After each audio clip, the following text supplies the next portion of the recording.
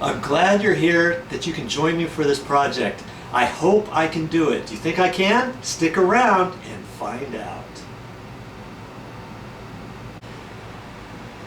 Oh, brother. If you've been watching my channel, and I hope you have, you already know what this video is going to be about. I'm taking this light fixture down and kaboom.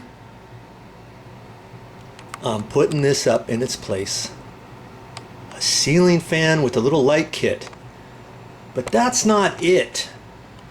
Now, if you know, most of the time when you remove a light fixture, usually your light fixture is not, your light fixture junction box might be a plastic nail-on box or something like that. It's probably not designed and set up for a ceiling fan, because ceiling fans can get heavy. Okay, and here's the other thing. See where that light is? It's kind of close to the shower, and this bathroom's not very big. I'm on the outside of the actual bathroom right now. And see, I want to remove that light fixture, and I'm going to use that light fixture as a junction box, and I'm going to put the ceiling fan up kind of in the center of the room, this way about 1.5 feet or a little bit more. And then that'll be straight across from the sink.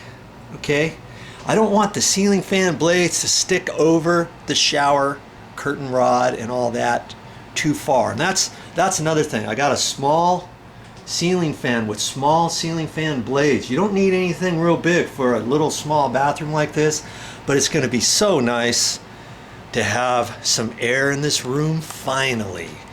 Now that's an exhaust fan right over there, but I think it's just a tube that goes straight up to the top of the roof, and I don't think there's actually any fan in there. Even if there was, that would have been an exhaust fan, and there's no air in this room, and it's just going to be nice to do that, to put a ceiling fan up here. There's no attic up above here. If there was, I could crawl around up there, fish the wires back over, and do everything right. But I have to do everything down here. What I'm trying not to do is having to cut out the sheetrock, patch, tape, top, texture, skim, prime, paint, everything. And so that's what the project is. You think I can do it? Stick around and we're gonna find out. Hey, if you've been watching my channel enough, and I hope you have, you will note that most of the projects that I do, I like to have you along to see how I'm going to do it, because I may run into unexpected things and have to figure out certain things. None of this is pre-planned out. You know, I'm just going to go for it and see what happens. I have kind of things in mind that's going to happen, but I never know what I'm going to get into. So you might learn something if you watch this video series. Okay, so my first step before anything, I want to get everything cleaned out of this room. There's a little cabinet here, so I'm going to get that out of the way, get the towels off of there, because I may make a little bit of dust in here and that kind of stuff. And then after that, I'm going to remove this light fixture. Now that light fixture, you do not have to turn off the electrical breaker or anything like that. There's a light switch in this room, so all you got to do is turn the light switch off. I got the lights off. I got my trusty construction light. Ooh, this is hot still because I have that light on. I'm going to have to let this cool off a little bit, but we're just going to undo this, and it's pretty easy on most light fixtures. Just unscrew something like on this here. I'm going to unscrew the bottom.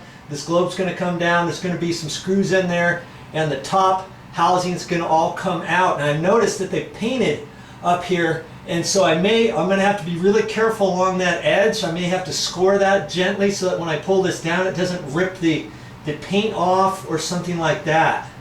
Okay? Just easy as you go. You can do it.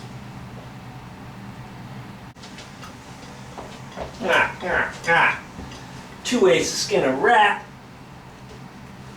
Silly rabbit. Get my gloves on. The globe is still hot, but the show must go on. Dabbity nabbit. I gotta get this project done. Okay. Pull that off, and this globe should come down, this glass. Just be careful with it, because you might be able to save this light fixture and put it up somewhere else. You know, you never know. I guess I might as well show you this. See, lots of times light fixtures, they'll have this little insulation in here, and usually you'll see where there's two little screws in here where you have to undo those two screws and this thing pops down. Well, in this case, this one rod is the only thing. I couldn't feel any screws here. I tried to peel this back and I couldn't find anything. So this was on threads and I had to undo it like that. And it wasn't coming down, and I just gave it a little jiggle and the whole thing pops down like that. See?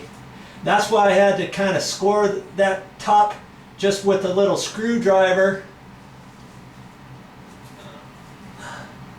Okay, and here's your wires. I've got the light switch turned off. Okay, so there's a ground wire here. I just have to undo a screw, undo these wire nuts, and pull this off, and then I can look up in there and see what's going on. Because I'm hoping, I'm not sure where the ceiling joists are. I think there's one right here going across from left to right, and then another one this way, 16 inches over left to right, but we still have to make that determination, and we'll figure that out together.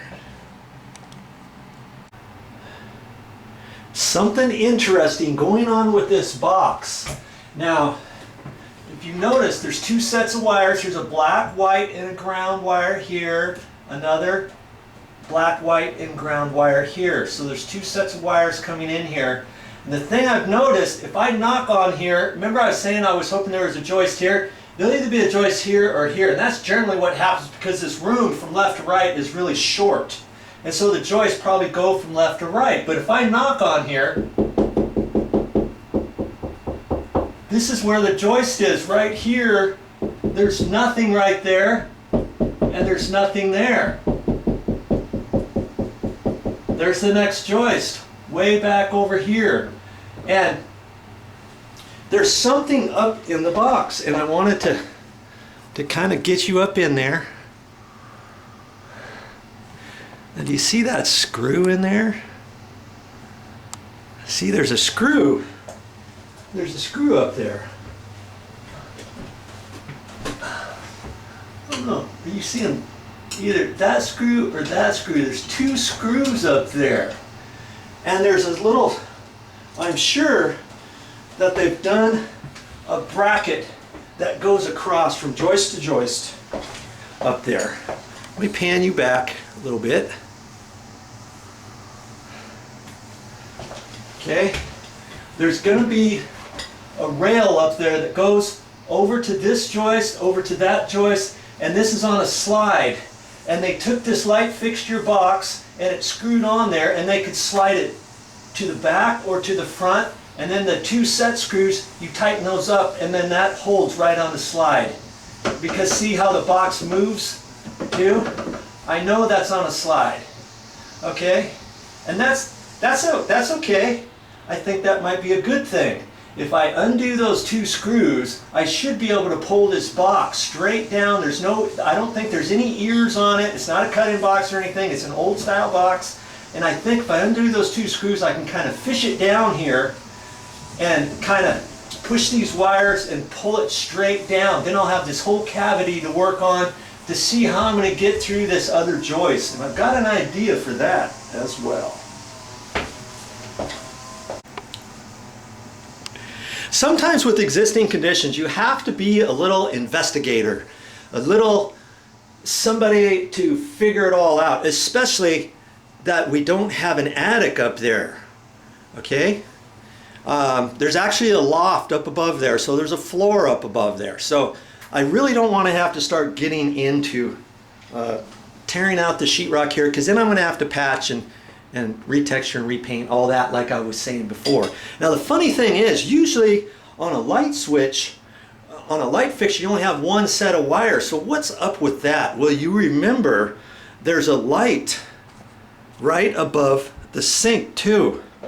Let's get you showing this.